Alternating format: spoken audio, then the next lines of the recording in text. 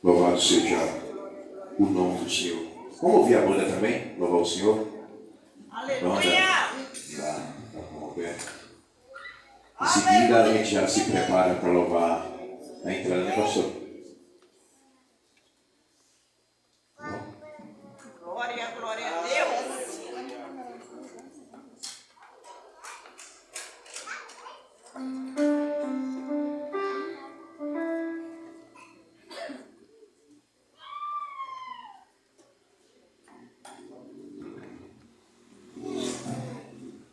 Pode ser a igreja. Amém. Vamos louvar Jesus nessa noite? Amém.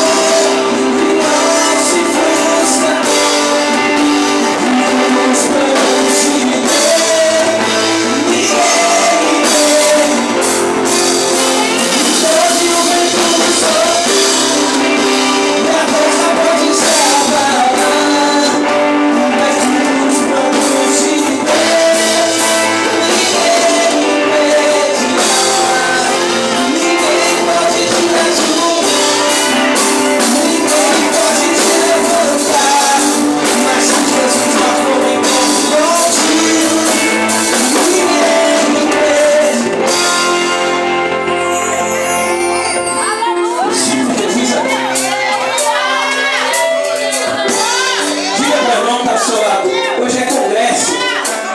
E hoje é noite de Deus falar com você. As promessas dele, os planos dele, para a tua vida não irão se frustrar. Jesus está dizendo para alguém aqui nessa noite: a promessa não é dele.